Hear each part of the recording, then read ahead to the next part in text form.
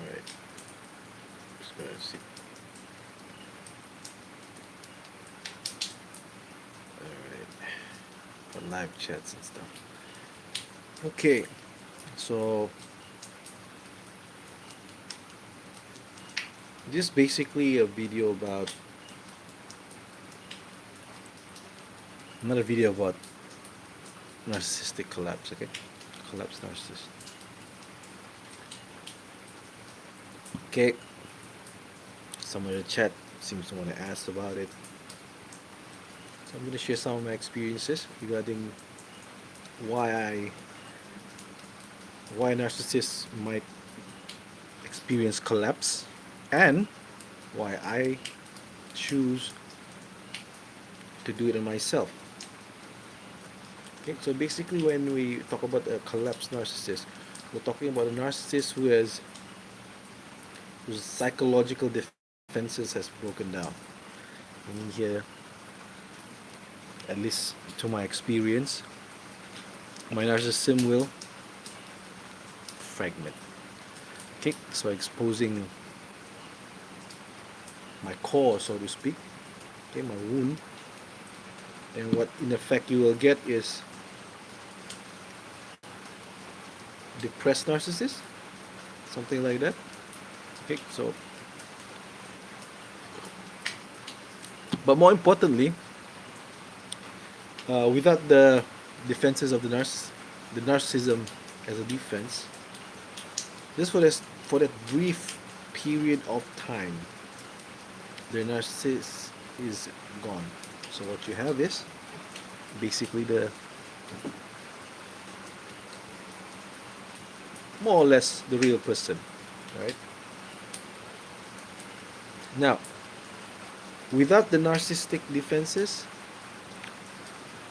we have to actually come face to face with all the shame and guilt that we have.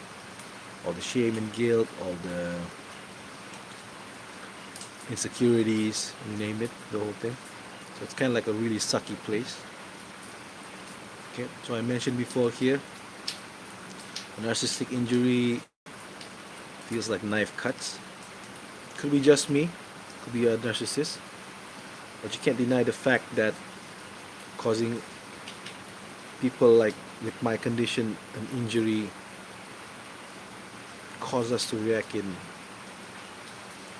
overblown ways, knee-jerk reaction. Alright, but more interestingly, in that collapsed state,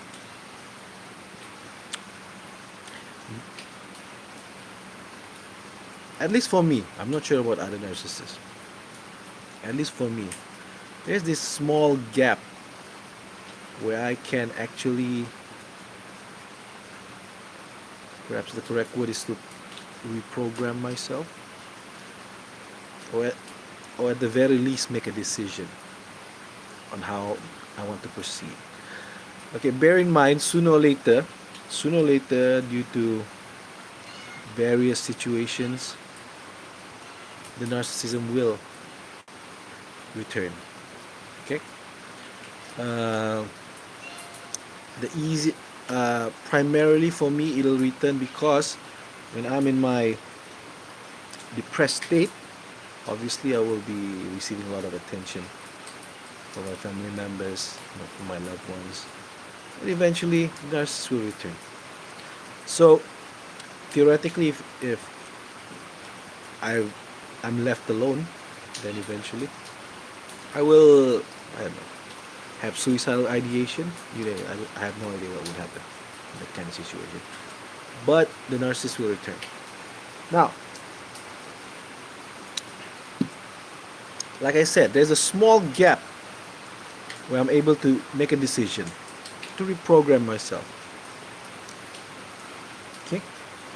And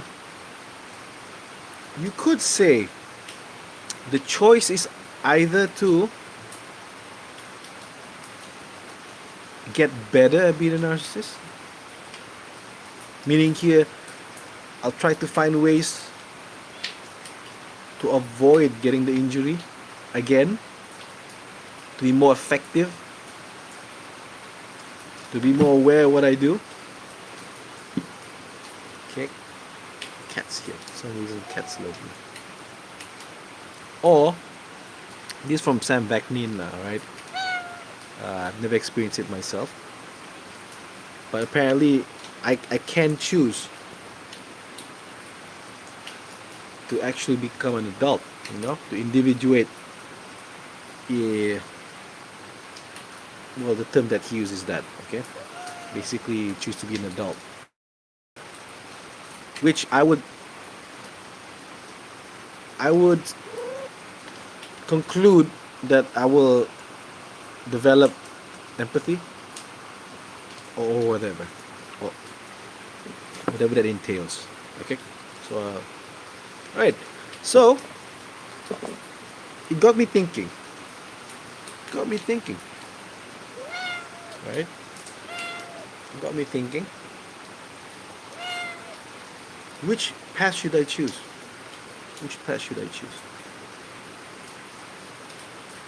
Right? Now, bear in mind, I used to use the term. Let me get the cat up. I used to use the term. What do you call this? Leveling up. Every time I do a narcissistic collapse. Okay. Now the interesting is, most of the stuff that I did before was automatic, but as I level up, so to speak, I became more deliberate in how I use the techniques that I do. All right. Which obviously will, if you think about it, will lead me to psychopathy, right? Not a real psychopath, obviously, because I still have, I guess, empathy. It's just very muted, like I said. It's very muted because of narcissism. When you think about it, I'll actually be a better version of a psychopath. Now, a psychopath doesn't feel anything, doesn't have guilt, doesn't feel shame, all this kind of stuff. So, probably a psychopath sooner or later will make the wrong move. Doesn't realize what kind of danger it is. Get too overconfident. Whereas my type of psychopath, I'm very aware what the wrong move will cause me, like an injury. Like it's like losing your sense of pain. When you're diabetic and you lose your sense of pain, you don't know you get injured and everything. Eventually, you're gonna get yourself killed. In any case, you might ask, why would I want to be a psychopath? Well, why wouldn't I? Why wouldn't you? Okay, in my situation, I get I see only advantages in moving towards this road. I do not see any disadvantages. Wherever you might say, the more effective I become, the more I move towards psychopathy, the more I'm rewarded, the less pain I feel, the more supply I get, the more effective I become, the more successful I be. I see no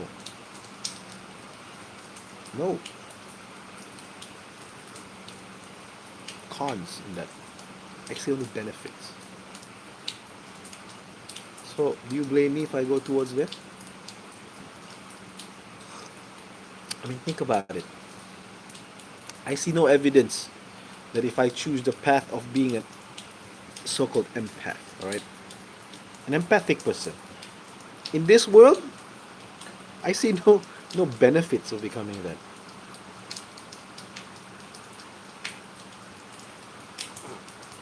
That path seems to me, okay, I might be wrong. I'm not perfect. That path seems to me to only bring me to more pain. Lose my narcissism, expose myself to people, to nice people. Okay, you might say, okay, if you become an empathic person, you're gonna be able to experience the joy of being with good people. I see no evidence of that, unfortunately. I only see evidence of people hurting me every single day. Maybe it's because you don't realize what you're doing. Just the fact that I can see comments in my YouTube, it's just a small YouTube channel. Comments in my YouTube actually saying it's good to hurt people like me. So I see no benefits in becoming more empathic. So anyway, don't blame me if I choose the other way, the other road. You guys made me. It's not going to be a lot of us, but there will be enough. Just remember, you guys made me.